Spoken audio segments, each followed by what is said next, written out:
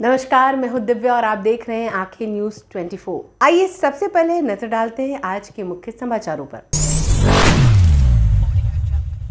नमस्कार, मैं अमित और आप देख रहे हैं आंखें न्यूज 24। बिहार की 90% बिजली उपभोक्ताओं का बिल अब शून्य होगा। जी हां, नीतीश सरकार के एक फैसले ने 1.5 करोड़ से ज्यादा बिजली उपभोक्ताओं को बड़ी राहत दी है। बता दें कि इसके अलावा इस फैसले से लोगों को क्या लाभ होगा, इसकी जानकारी ऊर्जा मंत्री विजेंद्र यादव और बिजली विभाग के प्रभारी प्रत्यय अमृत ने दी। उन्होंने बताया कि राज्य मंत्रिपरिषद द्वारा दिनांक 18/7/2025 को राज्य और सौर ऊर्जा के उपयोग को प्रोत्साहित करने के उद्देश्य से सभी घरेलू उपभोक्ताओं को जुलाई 2025 की खपत के आधार पर 1 अगस्त 2025 से 125 यूनिट प्रति माह खपत तक 100% अनुदान देने हेतु मुख्यमंत्री विद्युत उपभोक्ता सहायता योजना के विस्तारीकरण हेतु वित्तीय वर्ष 2025-26 के लिए अतिरिक्त रुपए 3,797 करोड़ की स्वीकृति दी गई। इसके साथ ही घरेलू उपभोक्ताओं को न्यूनतम 1.1 किलोवाट क्षमता के सौर ऊर्जा संयंत्र अधिष्ठापन के लिए कुटीर ज्योति उपभोक्ता को पूर्ण वित्तीय सहायता व अन्य घरेलू उपभोक्ताओं को सौर ऊर्जा संयंत्र अधिष्ठापन हेतु वित्तीय सहायता उपलब्ध कराने की भी स्वीकृति दी गई है। साथ ही साथ ये वितरण कंपनियों की नवीकरणीय ऊर्जा रसीद यानी आरपीओ बाध्यता को पूर्ण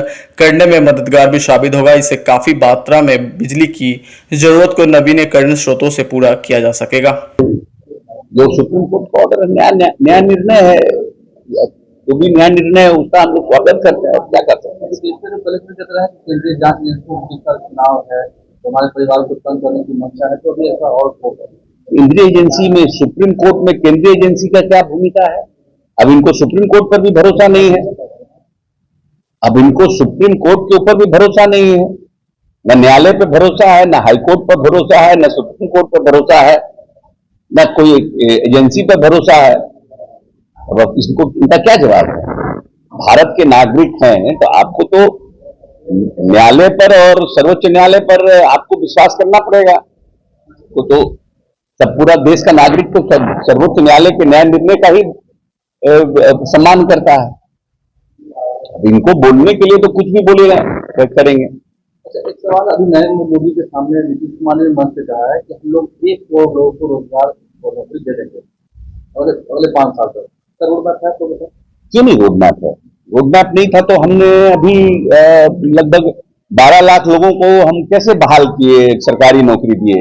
और फिर हमने लगभग, हम कह रहे हैं कि हम जब चुनाव में जाएंगे तो हम 50 लाख लोगों को रोजगार और नौकरी देंगे। इस विधानसभा चुनाव के तक हम 50 लाख लोगों को नौकरी और रोजगार देने का हम लोगों ने लक्ष्य रखा है। जो नेता ने कहा कि हम 10 लाख नौकरी और 10 लाख रोजगार देंगे, वो तो हम 50 लाख पहुंचा दिए। तो हम 1 करोड़ आने वाले 5 साल में क्यों नहीं पहुंचाएंगे? हमारा हम रोजगार क्रिएट कर रहे हैं। हम अब नए स्टार्टअप 300% स्टार्टअप्स में वृद्धि हुई है बिहार में, 300%। तो हमारे पास क्या नाम है, रोड मैप नहीं है, तो हम कैसे ये बात बोल रहे हैं? नीतीश कुमार जी ने आज तक 20 वर्ष में ऐसा कोई भी काम किया है जिसको उन्होंने कहा हो और वो लोग किया नहीं? ऐसा एक भी इंस्टांस दीजिए। चाहे वो हर घर बिजली था तो लोग कहता था कि कहां से संभव है कि हर घर बिजली हो जाएगा। 5 साल में नीतीश कुमार ने हर घर बिजली दिया कि नहीं दिया? जिस तरह से फैसला नकल करते कि नकल की सरकार है, हम लोगों ने कहा था बिजली फ्री करेंगे तो बिजली फ्री किया और फिर सामाजिक सुरक्षा पेंशन भी बढ़ाया। ऐसा है, क्रेडिट आप ले जाइए, कोई बात नहीं, क्रेडिट हम ले जाएं वो ले जाएं, इससे ज्यादा जरूरी ये बात का है कि बिहार की जनता को ये पता है कि जितना उम्र तेजस्वी यादव जी की है उतने उम्र से माननीय नेता नीतीश कुमार इस देश की राजनीति में एक मजबूत ध्रुव तारा की तरह चमक रहे हैं। और उन्होंने इन वर्षों में 5-6 ऐसी योजना दी जिसका अनुकरण न सिर्फ राज्य सरकारों ने किया बल्कि केंद्र सरकार ने किया है। पोशाक योजना, लोहिया स्वच्छ योजना, क्या नाम है, हर घर बिजली योजना, हर घर नल जल योजना, साइकिल योजना और जीविका योजना, ये माननीय नीतीश कुमार जी के की सोच की उपज है। और जल जीवन हरियाली जैसी योजनाओं का जब माननीय नेता ने इस प्रदेश में शुरुआत की तो यूएनओ ने उनको आमंत्रित अतिथि के रूप में बुला करके उनसे ये जाना कि कैसे इनके दिमाग में ये बात आया और इन्होंने इतनी बड़ी योजना की शुरुआत अपने राज्य में की है। ये मत भूलिए कि बिहार की जनसंख्या 13-14 करोड़ है।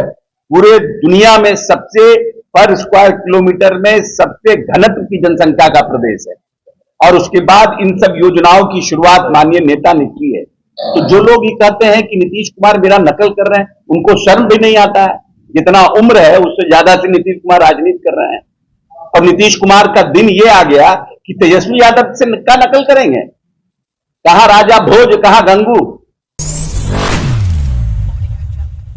नमस्कार, मैं अमित और आप देख रहे हैं आंखें न्यूज 24। प्रधानमंत्री नरेंद्र मोदी ने शुक्रवार को मोतिहारी से करीब 7,000 करोड़ से ज्यादा के विकास परियोजनाओं का उद्घाटन और शिलान्यास किया। बता दें कि इस दौरान उन्होंने एनडीए सरकार के विकास कार्यों को गिनाया। वहीं प्रधानमंत्री नरेंद्र मोदी ने कहा कि आज बिहार में तेजी से विकास का काम हो रहा है, क्योंकि केंद्र और बिहार में एनडीए की सरकार है। हमारा संकल्प है कि आने वाले समय में जैसे पश्चिम भारत में मुंबई है, वैसे ही पूरब में मोतिहारी को बनाया है, वैसे अवसर गुरुग्राम में है, वैसे ही अवसर गया जी में भी बने, पुणे की तरह पटना में भी औद्योगिक विकास हो, सूरत की तरह ही संथाल परगना का भी विकास हो, जयपुर की तरह जलपाईगुड़ी और जाजपुर में भी टूरिज्म के लिए रिकॉर्ड बने, वहीं बेंगलुरु की तरह वीरभूम के लोग भी आगे बढ़े। उन्होंने कहा कि पूर्वी भारत को आगे बढ़ाने के लिए बिहार को विकसित राज्य बनाना है। उन्होंने कहा कि ये इसलिए संभव है क्योंकि केंद्र और राज्य में बिहार के लिए काम करने वाली सरकार है। एक आंकड़ा देते हुए प्रधानमंत्री नरेंद्र मोदी ने आगे कहा कि जब केंद्र में कांग्रेस और आरजेडी की सरकार थी तो यूपीए के 10 साल में बिहार को सिर्फ 2 लाख करोड़ रुपए के आसपास मिले थे। वहीं 2014 में आपने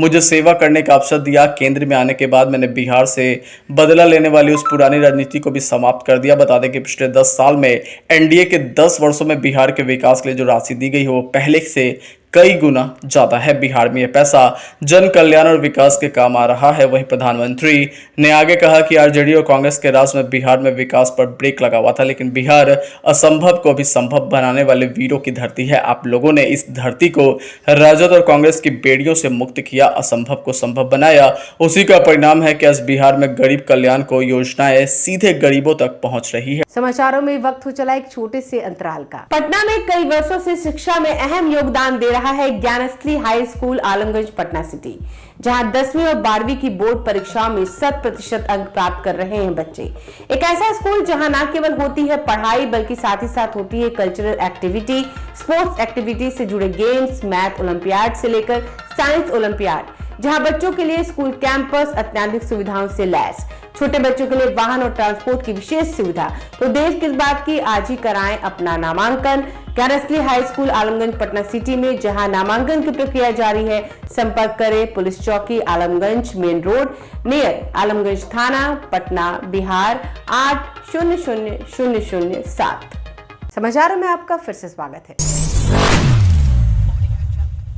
नमस्कार, मैं अमित और आप देख रहे हैं आंखें न्यूज 24। बिहार में चुनावी साल को देखते हुए अलग अलग नेताओं के अपने अपने दावे शुरू हो गए हैं। बता दें कि इसी कड़ी में वीआईपी पार्टी के प्रमुख मुकेश सहनी ने एक निजी चैनल से बातचीत में कहा कि आज उनकी वजह से निषादों को मंत्री बनाया जा रहा है। दरअसल निषादों को आरक्षण देने के एक सवाल पर मुकेश सहनी ने कहा कि जिस तरह से हमने निषाद समाज के लोगों को आगे बढ़ाया, उसको देखकर अब सरकार भी निषादों को मंत्रिमंडल में जगह दे रही है और दबाव में आ रही है। वहीं मुकेश सहनी ने कहा कि क्या सरकार कोई मेहरबानी कर रही है, इसी राज का पैसा यहाँ के लोगों को दे रही है, सरकार कोई अपने घर से थोड़ी ना दे रही है। वहीं चुनाव में युवा नेताओं से क्या उम्मीद है, इस सवाल का जवाब देते हुए मुकेश सहनी ने आगे कहा कि बीजेपी में लीडर कहाँ है, सिर्फ नरेंद्र मोदी जी और अमित शाह हैं। बिहार बीजेपी में कोई लीडर नहीं है, सिर्फ लोडर है। प्रधानमंत्री नरेंद्र मोदी जी भर भर कर ट्रेन दे रहे हैं कि गुजरात को मजदूर दे सके। मुकेश सहनी ने आगे कहा कि प्रधानमंत्री अगर चाहे तो बिहार का विशेष राज्य को दर्जा दिला सकते हैं। गुजरात को जितना पैसा देते हैं उतना बिहार को आखिर क्यों नहीं देते। गुजरात को बुलेट ट्रेन दे रहे हैं,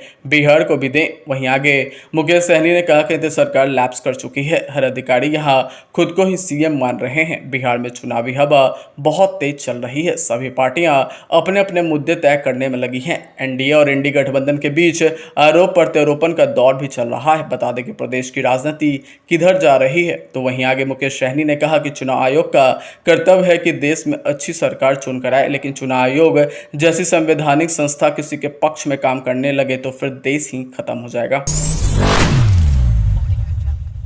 नमस्कार, मैं अमित और आप देख रहे हैं आंखें न्यूज 24। बिहार विधानसभा चुनाव को लेकर बैठकों का दौर शुरू हो गया। बता दें कि इसी कड़ी में दिल्ली में महागठबंधन की आज अहम बैठक होने वाली है। बता दें कि इस बैठक में नेता प्रतिपक्ष तेजस्वी यादव भी शामिल होंगे। वहीं आपको बता दें कि तेजस्वी यादव दिल्ली के लिए रवाना हो गए हैं। दरअसल बिहार विधानसभा चुनाव और विशेष मतदाता पुनरीक्षण SIR जैसे अहम मुद्दों पर रणनीति तय करने के लिए इंडी गठबंधन की एक अहम बैठक आज दिल्ली में आयोजित की जा रही है। बता दें कि यह बैठक कांग्रेस अध्यक्ष मल्लिकार्जुन खड़गे के आवास पर हो रही है, जिसमें राजद नेता तेजस्वी यादव, कांग्रेस के प्रभारी कृष्णा लवरू समेत महागठबंधन के सभी घटक दलों के प्रमुख नेता शामिल हो रहे हैं। वहीं यह बैठक इसलिए भी महत्वपूर्ण मानी जा रही है क्योंकि यह बिहार विधानसभा चुनाव से पहले सीट बंटवारे पर गठबंधन दलों के बीच पहली औपचारिक बैठक है। वहीं सूत्रों के अनुसार सभी दल सीटों के बंटवारों को लेकर एक सहमति आधारित फार्मूला तैयार करने की दिशा में भी चर्चा करेंगे ताकि चुनाव से पहले मतभेद की स्थिति से बचा जा सके। वहीं बैठक में आगामी संसद के मानसून सत्र के दौरान केंद्र सरकार को घेरने की रणनीति पर भी विस्तार से चर्चा की जा सकती है। बता दें कि विपक्षी दलों की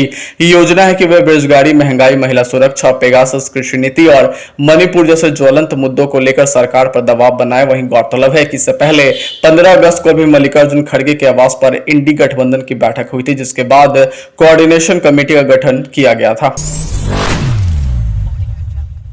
नमस्कार, मैं अमित और आप देख रहे हैं आंखें न्यूज 24। बिहार में मानसून एक बार फिर रफ्तार पकड़ ली है। जी हां, बीते दिन पटना समेत राज्य के 14 जिलों में झमाझम बारिश दर्ज की गई, जिससे पिछले कुछ दिनों से उमस भरी गर्मी से लोगों को राहत मिली है। बता दें कि दिन में तेज धूप और आंशिक बादल छाए रहे, लेकिन दोपहर के बाद घने बादलों के साथ चली तेज हवा और बारिश ने मौसम का मिजाज पूरी तरह से बदल दिया। वहीं शाम को ऐसा अंधेरा छा गया कि मानो रात हो गई। तो वहीं अगले दिन एक हफ्ते तक बारिश की संभावना जताई गई है। बता दें कि 18 से 24 जुलाई तक हल्की और तेज बारिश की संभावना जताई गई है। बताया गया है कि दक्षिण और उत्तर पूर्वी हिस्से में तेज बारिश होगी, तो वहीं राज्य के बाकी हिस्सों में हल्की बारिश हो सकती है। वहीं राजधानी पटना में आज भी बादल छाए रहेंगे। वहीं मिली जानकारी के अनुसार पटना में आज भी हल्की और तेज बारिश होने की संभावना जताई गई है। तो वहीं मौसम विज्ञान केंद्र पटना के अनुसार अगले 24 घंटों में प्रदेश के कुछ हिस्सों में छिटपुट बारिश हो सकती है। पश्चिमी चंपारण, गोपालगंज और सिवान में भारी वर्षा की संभावना जताई गई है। उत्तर मध्य बिहार में भी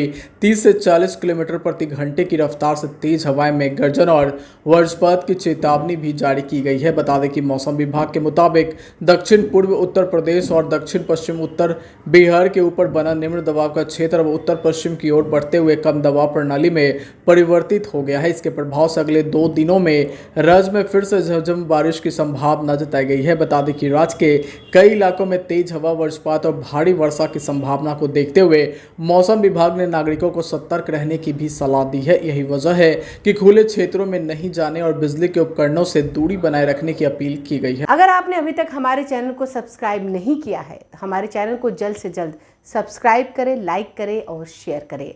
देश और दुनिया की तमाम खबरों को देखने के लिए लगातार देखते रहें आंखें न्यूज 24।